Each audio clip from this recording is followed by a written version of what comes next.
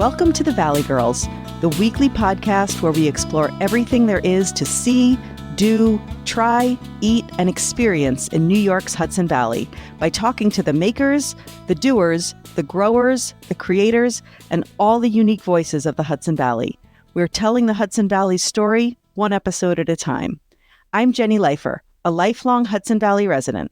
When I'm not co-hosting Valley Girls, you'll find me talking all about health and wellness, finding the best gluten-free eats in the Hudson Valley, and giving back to the community through volunteerism and service. And I'm Jennifer Santiago, a Hudson Valley native who has spent the past 20 years living in Texas. I'm currently splitting my time between Texas and the Hudson Valley as I'm in the process of moving back, and I'm so excited to explore and rediscover everything I love about the region, including hiking, history, and the local arts scene. You are here with us for our premiere episode. If you listened to our preview episode, we told you about all the segments we're going to have on each weekly show, but for today, for our preview, we're doing something special. We're devoting our whole time to our first ever guest because, frankly, he's a big deal. Jenny, who are we talking to today? We are so excited to talk today with Robert Burke Warren. Robert is a writer, performer, teacher, and musician, author of novel Perfectly Broken and one-man show Redheaded Friend, and editor of Cash on Cash, Interviews and Encounters with Johnny Cash. His writing appears in Salon, Long Reads, Texas Music, Brooklyn Parent, the Woodstock Times, Paste, Chronogram, AARP, Ulster, and the Rock and Roll Hall of Fame, just to name a few. You can find his music on releases by RuPaul, Roseanne Cash, and Rockabilly Queen, Wanda Jackson. In the 90s, he portrayed Buddy Holly in the West End production of Buddy, the Buddy Holly Story. And prior to that, he was a globe-trotting bass player, and he lives right here in the Hudson Valley in Phoenicia, New York. Today, we'll be discussing the local music scene in the Hudson Valley with Robert, as well as getting insight into his greatest hits of the Hudson Valley beyond music. Welcome, and thank you so much for joining us, Robert. Thanks for having me, Jenny. I appreciate it. Thank you. Nice intro. Oh, thanks.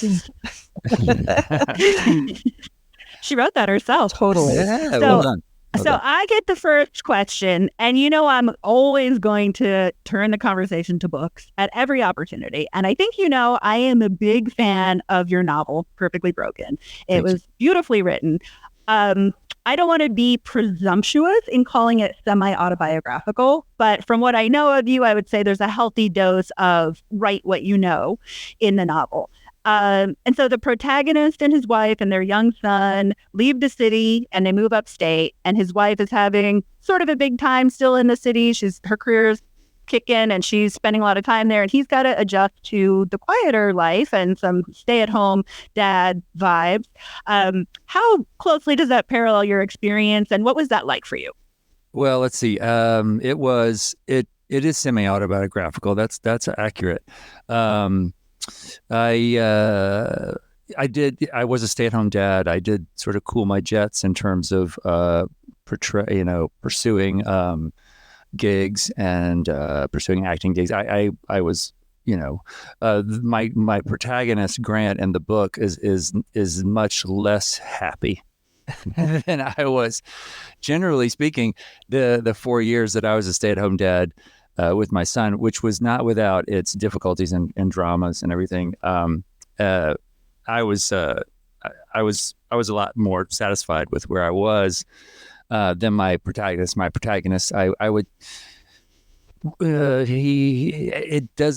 It's much harder to make satisfaction compelling on the page. You generally want your characters to be really desire, is a big thing. Everyone should be. Contentment is not that sexy. Definitely. I mean, no, generally not. I mean, there are writers that can make really that can make contentment and simplicity of life compelling on the page. But it was actually my third book, and it is.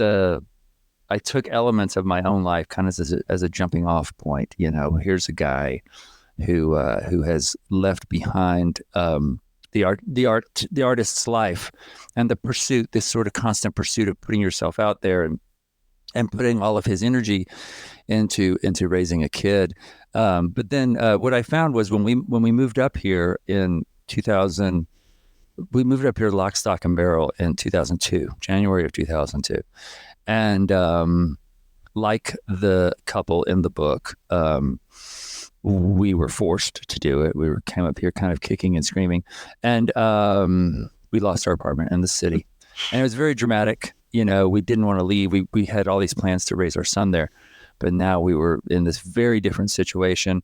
But what happened when we did move up here is within about a year, our son immediately went into preschool, and we found all these people who were kind of like us, young parents, oftentimes parents who had been performers who were now sort of putting that energy into raising children, and couples and friendships. And what fascinated me was being sort of in this charged atmosphere was what was happening with the couples. Like what did raising a child do to a couple, and what changed, and then also what changed among friends who were now their kids were playing together, and their friendships were morphing from one thing to another.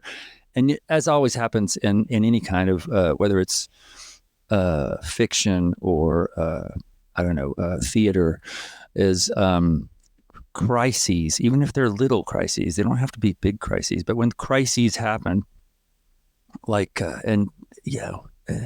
parenthood is a succession of crises that you have to navigate. And you just have to. That's just it. And they're not always big, or they're more often than not, there are a lot of small crises, and you just get accustomed to that. But the energy that comes when there's a crisis and you have to depend on somebody else, or you don't know what the heck you're doing, you don't know. And you feel insecure. But anyway, it's in those moments that you realize things about yourself, and also about your community, about the people you've surrounded yourself with. There's no better way. I don't think there's no better way to get to know someone really on a deeper level than to go through a crisis with them, especially raising a child with them. Or if you have a friend who's like wildly successful while you're struggling, what does that do to that friendship?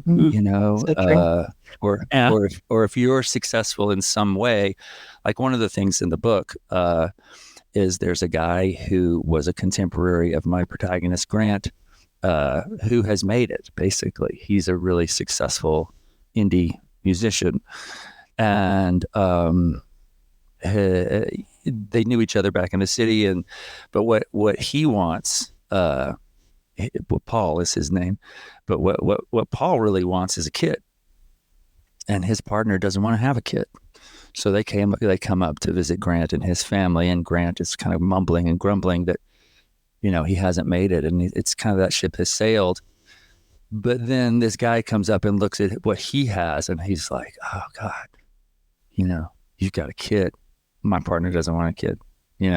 So it's that kind of thing. Success ends up being subjective, right? So, exactly. You said you guys came up here kicking and screaming, and I get that, because when you live in the city, it is your identity.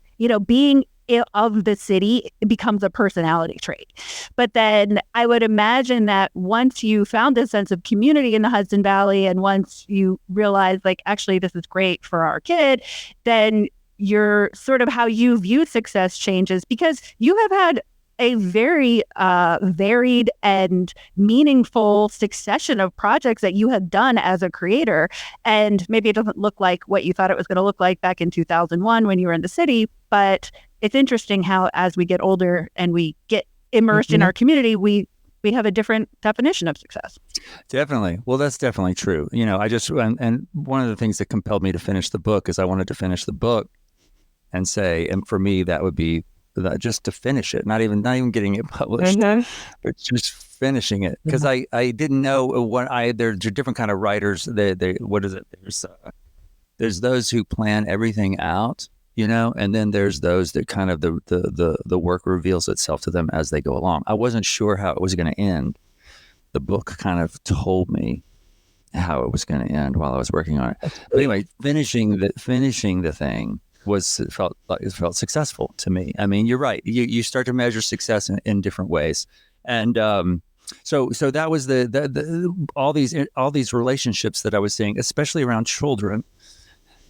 children. I started working at a preschool, and my son's preschool, and I had technically on paper, I had no qualifications or certification, but it was a little hippie preschool in Mount Shrimper, and I needed work once my son went off to school.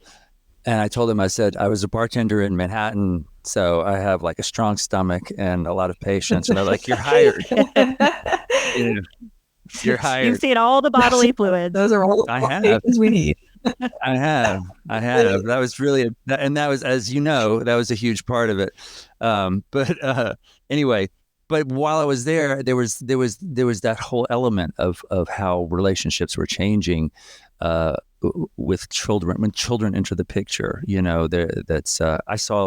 would say I was talking to one of my friends who worked there with me at the time, and I would say a little over half of the couples didn't make it. Wow. You could see it come. You could kind of see it coming too, and everyone's okay, Yeah. but the couples, they didn't make it. It didn't work out. And so I was really interested in the drama of all of that. I thought it was fascinating, just the different kind of ways. And the children, they had all of these goals, because I had read books, especially books about musicians, where the musician aspect, or the aspect of the music, didn't really resonate with me. Like writing about someone who's in a band, who's struggling as a songwriter, all that stuff. What it feels like to hold an instrument, sort of the sensual aspect of that. So I wanted to try and infuse my book with that, but also I wanted to create children characters, like kids who are like 3 and 4 years old, and make them resonate and be real, and not just kind of like, I don't know, window dressing in the book. So these were the goals that I had when I set out, and I fell into a writers group, which was very crucial for me. I'm very indebted to them, because every time if you're going to work on a long form piece, you want someone. I mean, some people can do it in isolation, and that's fine. But you want someone to say, what happens next? Yeah, that support is huge. That's great. What happens next? So yeah, what does happen next? When am I getting a follow-up to Perfectly Broken is what I really want to know. Well, thank you for asking. There is no planned sequel to that, but I am writing another book that I have set my goal. I'll be 59 at the end of March, and I want to get this thing done before I turn 60. That's my goal. That's amazing. And I you are an Aries baby, and I know Jenny is eager to talk to you about the music scene, but since you mentioned your birthday, you should tell us about your exciting project that you come up, and that's the perfect transition to talking about the Hudson Valley music scene.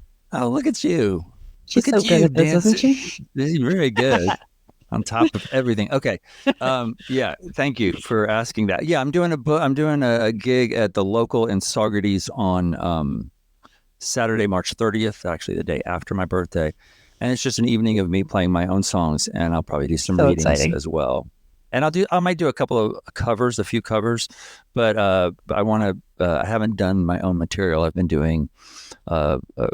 producing shows that are iconic, artists, like Leonard Cohen and David Bowie and Johnny Cash. I literally cannot hear David Bowie on the radio without thinking of you. Like at this point, I see your face when I hear Bowie. Wow. Whoa. That's amazing. That's amazing.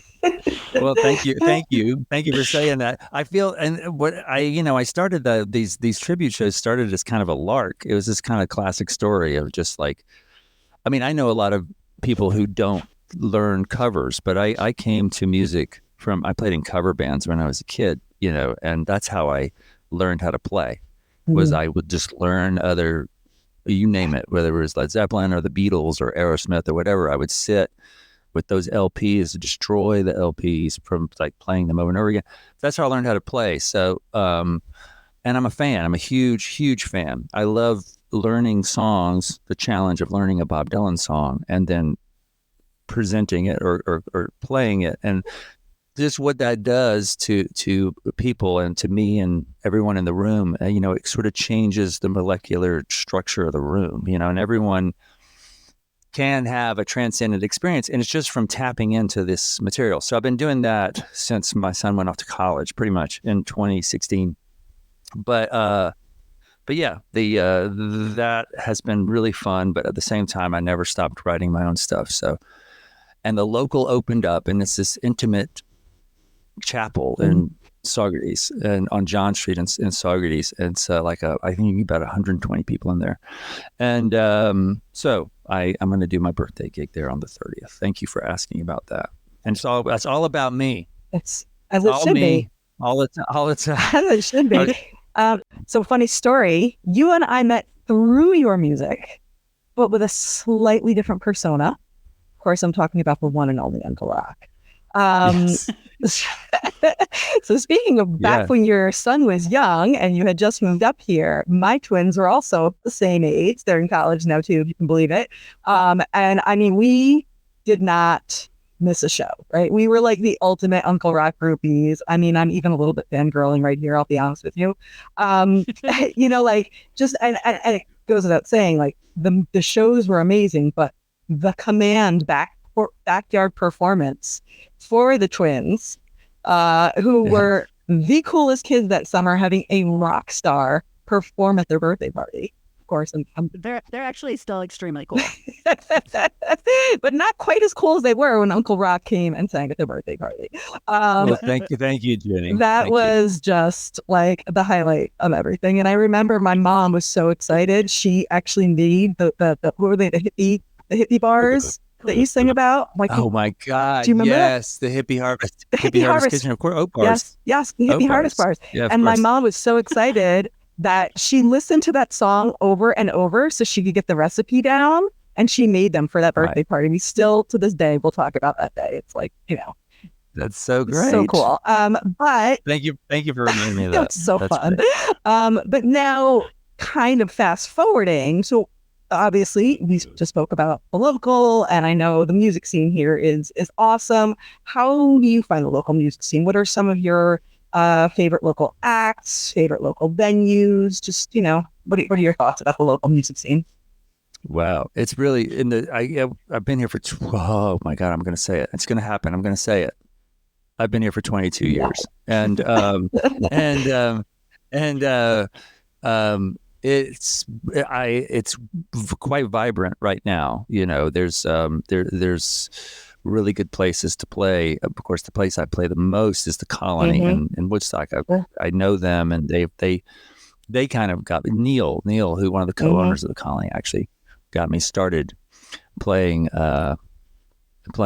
I mean, he initially asked me to do a Buddy Holly show, and I did, and that started this whole thing of doing tribute shows and stuff. But I would say, the bands that I love, artists I love, Simi Stone. I'm a huge Simi Stone fan, and she recently played at the local, and she grew up here, and she's amazing. And oh gosh, and Holly Miranda, she plays. Colony is a cool place. The Colony hosts some burlesque performances, and one of our other besties has a performance coming up there right around, maybe even the same night as your birthday show. But anyway, I know Colony is a happening place in Woodstock. Oh, I have to compete with a burlesque show? That's my competition on that night?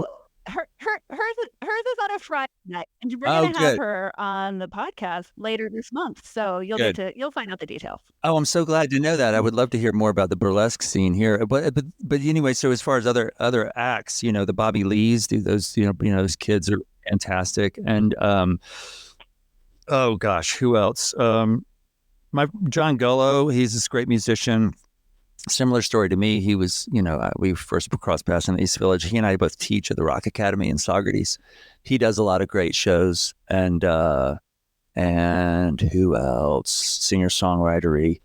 Of course, the whole scene at Levon Helm's Barn is you can't go wrong really there with whether it's, and the Mammals, of course. I used to play bass with the Mammals for a little while just before COVID, and Mike and Ruthie are fantastic. They're the real deal. singer-songwriters and making it work. And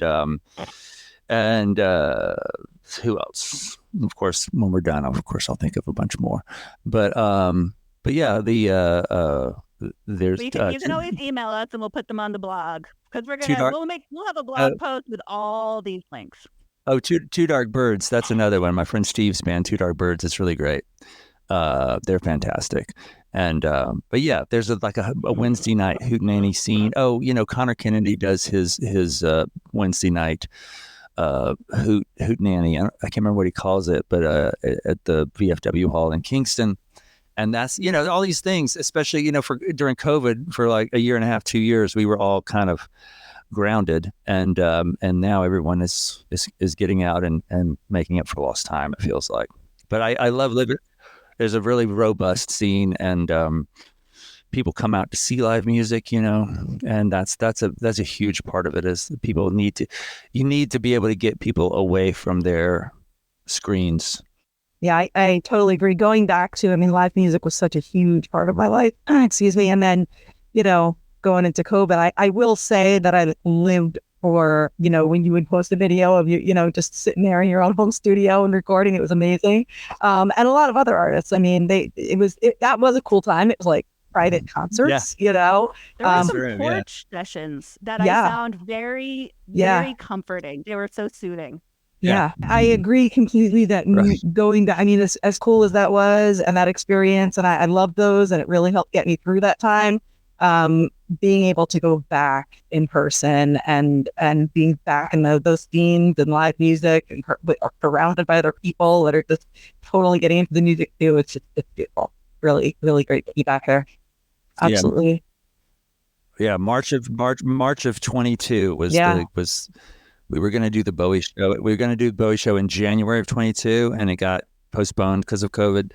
And then March of 22, when the numbers went down and people could go to clubs again.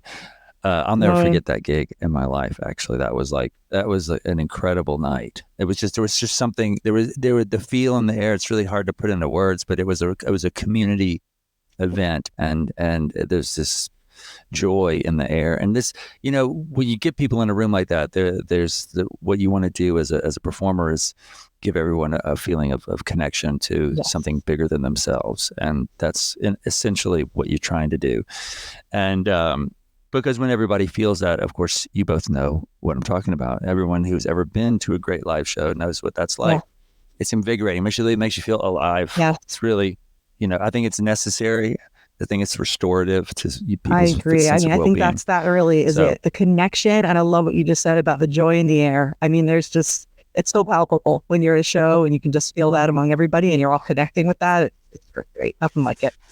Well, I know Jenny has other questions about some of what we call RBW's greatest hits. But while we're talking about the pandemic, what did you do besides give us the gift of those beautiful videos of you playing and singing? Did you have a project that got you through the pandemic?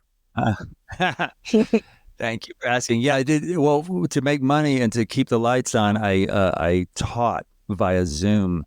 I had so many Zoom students. I had more Zooms. I had more students, ironically, I guess, during COVID than I had ever had before, because people were at home and they're like, I guess this is when I'll learn how to play bass, So I did that as to make a living. And then when it got a little better, I would do lessons on my porch. But I got this gig to write a book or to edit a book about Johnny Cash. And a friend of mine, there's a series of books that this published, Chicago Review Press is the publisher, and they have a whole series called Artists in Their Own Words.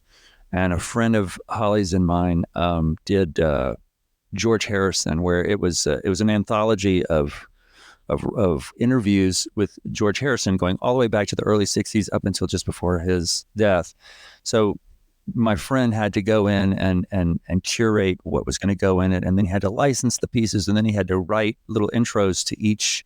So this is George Harrison in 1965. This is George Harrison in 1972. This is George Harrison 1978. He did his in chronological order, and his was called Harrison on Harrison. And I'm a big Beatles super fan, and I'm not going to learn anything new, but I opened it up, and sure enough, there was a lot of cool stuff, and it's all in Harrison's own words, too, pretty much. So I looked at Chicago Review Press's website, and they had like 20 something. They had Bowie on Bowie, Dylan on Dylan, Leonard Cohen on Leonard Cohen, Judy Garland on Judy Garland, The Clash on The Clash. And they had a lot.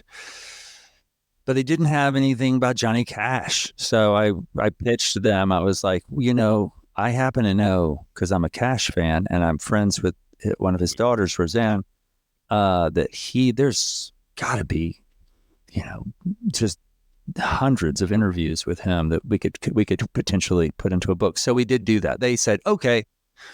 And so we worked out a deal. I sent them a proposal. They said yes. And it took me about a year to put it together. And I guess it was most of 22, late 21 and 22. But it was wonderful because it was, I'd never done anything like that before. It was a nonfiction book. And it involved doing these things that my wife does all the time. She's a biographer. She's written a biography of Janis Joplin, of Gene Autry. She's working on a biography of Jack Kerouac. And she does a lot of research. When I'm writing fiction, it's just pretty much, I do research. Like there's a wolf dog character in my book, so I'm doing research on wolf dogs. But it's not the same. But she has to go down. That's her favorite part of the process is research. And so I had to do research. So that was really fun. It was going into archives and handling old magazines and books and newspapers and holding actual, you know what I mean? Holding these things in my hand and then picking which ones I thought were good, which illustrated this, iconic American artist at different points in his career. He really did evolve significantly. Anyway, and so then I licensed them, and then we put the book out, and it was a real pleasure to do that. But it was what I did during the darkest days of COVID, I guess, were 2020. But in 21, I spent a lot of time researching, and I got to go into the archives in the Country Music Hall of Fame, which was, I felt a little like Indiana Jones, excavating, just like going in and excavating these things, because to me, they're fascinating. I'm a bookie. I'm kind of a book nerd. And so that was fun. And that came out. It's called Cash on Cash, Interviews and Encounters with Johnny Cash. And it came out, I guess, now a year and a half ago, almost. And it's been really fun promoting that book. So but I go out and I play his songs, and then I talk about what I learned, which was a lot about the man and a lot of fascinating stuff that people don't really know about him. But he was a fascinating dude. Fascinating. Definitely. Well, thank you for telling us more about the local scene with music and your history with your amazing writing. What else? If we talk about, as Jen mentioned, RBW's greatest hits, what do you love now that you are settled in and love the Hudson Valley? What do you love about the Hudson Valley, whether it's restaurants, bookstores, hiking trails, anything and everything? What are RBW's greatest hits at the Hudson Valley? The terrain. I love, I came to it late. I grew up in Atlanta, which was, you didn't have to go too far to get into the country, but when I lived in Manhattan, I loved living in an urban area, and then we were up here. We were actually up here for a few years before I started to get out of the house and explore the Catskills, just just the natural beauty of the Catskills. And especially during COVID, because I didn't have a choice, I was supposed to actually go on the road with the Mammals. We were supposed to go to Australia and California. Anyway, that all got canceled. And so I was spending a lot of time walking around where I had lived at that time for almost 18 years, 19 years. Anyway, and I just kind of became a little bit more of a John Burroughs type of just, it was a little strange to me that it took that long. But once I started hiking a lot, and I live right across the street from the Esopus, and I only just learned and wrote a song about the Esopus, where it goes, what it does, why it's there, what the history of like how it applies, the industry in the area, and the Opus is an integral part. But mainly, I would have to say, I became much more, and this has infused my writing as well, is that the natural world around me is my favorite part. I love, I do love the great restaurants. A lot of my friends have opened really great restaurants, Sylvia and Picamous and, Oriole 9 and the Phoenicia Diner. These are all, it's kind of amazing to me how many people I know who have opened successful restaurants, because the odds are really, God bless those people. But they've done well. And I love going to their places, but I wouldn't say that I'm a foodie. I do love going to the restaurants. My wife and son are more foodies than I am. But, you can just, I don't know, give me an avocado and send me out into the backyard and I'll be happy. That's that thing. Or an ear of corn. So not a huge foodie, but definitely a book nerd, as am Yeah. I. Also, we're fellow fire signs. That's why we vibe.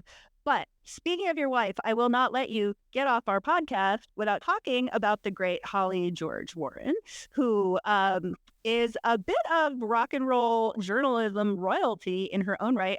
I know most of you can't see me, but I have my copy of Janice right here I see behind me. Oh, And Holly just came out with a book that she collaborated with no less than the icon Dolly Parton on. So tell us just a little bit more about Holly and when we can get her on our show. God, I don't know where to start, Jennifer, but I will say that, yes, she recently did. We can start. Dolly is a good entry point, because Holly has been writing books. She herself has been writing books. Her first biography came out in 2005, I think. And, so she's written a lot of biographies since then. But Dolly was one of the greatest experiences, just to sort of, as to sit back and watch. Dolly could not have been cooler.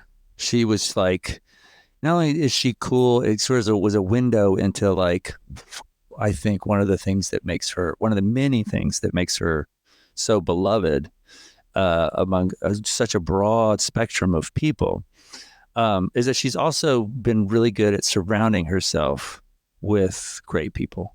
Like everybody Holly dealt with on that book, Holly's job with that book was to talk to Dolly and record their conversations and then turn that into compelling readable prose, create a voice on the page. That was Holly's job.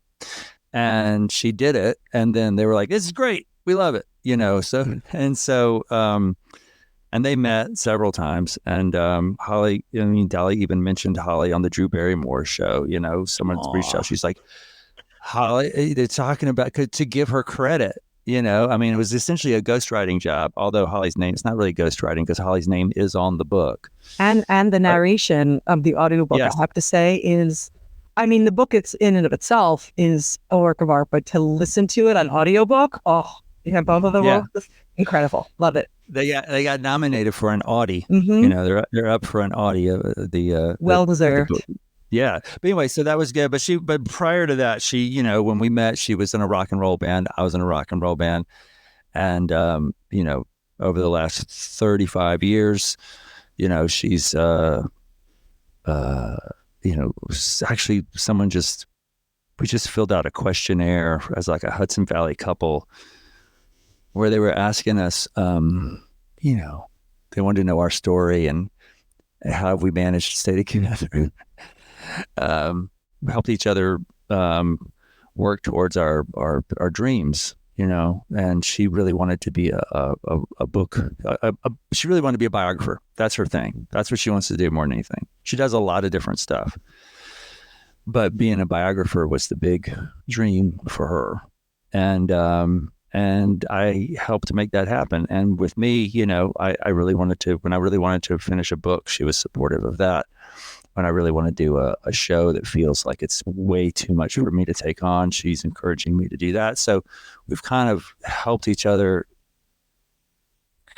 do these things that were just kind of they weren't real. It's like, how do you make it real?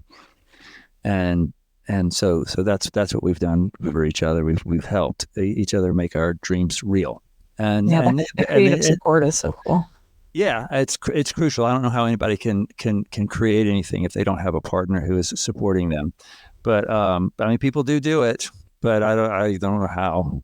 So but yeah, she's doing that, and she teaches at SUNY New Paltz, and she does a lot of other stuff. We could talk for another 2 hours just about that. But we are going to have to get her on. We'll talk to her. Yeah. She's going to come on. Yes. Okay. She's into it too. She wants to do it. So well, we are just so thrilled that you are available to come chat, and it has been such a pleasure. So great talking with you. Thank you. Thanks, Jenny. Yeah. Tell the twins Uncle Rock says hello. They're going to totally just bug out about this. This is so great. Yes, Mike and Nava say hello to you as well. But I will definitely tell them. And and we will make sure all of this, everything we talked about, there'll be links in the show notes. We have our bookshelf on our website, valleygirlspodcast.com. So you can find links to all the books in our bookshelf, as well as our affiliate page with bookshop.org. And of course, Robert has his own website, robertburkewarren.com. So everybody, please check that out, and you can see everything going on there and everything coming up. And we'll also have a blog post on our website to summarize, including link for the tickets to the birthday bash. Do not miss it at the local. Thank you. Yeah, Thank absolutely. You. March 30th, right? March 30th at the local. March 30th. Yeah. So yeah, absolutely. It's just been such a pleasure. We just thank you so much for being here with us. Thanks, Jenny. Thank you, Jennifer. And it's been my pleasure to do it. Thank you for asking. And it's an honor to help you kick off this endeavor. We could not have asked for a better guest. So grateful to you. Thank you. Seriously. Thank you to all our listeners. We hope you enjoyed listening. If you enjoyed this episode and you'd like to help support the Valley Girls, please follow our podcast from our show page on whichever platform you listen from. Leave a rating and review and share our podcast with others. We appreciate it so much. To stay up to date with the Valley Girls and for more content, you can find us at valleygirlspodcast.com, and you can follow us on Instagram, Facebook, and YouTube. Links to all our social media accounts are in the show notes. And also you can connect to all of our social media through our homepage at valleygirlspodcast.com. So thank you so much for listening. Bye for now. Bye-bye.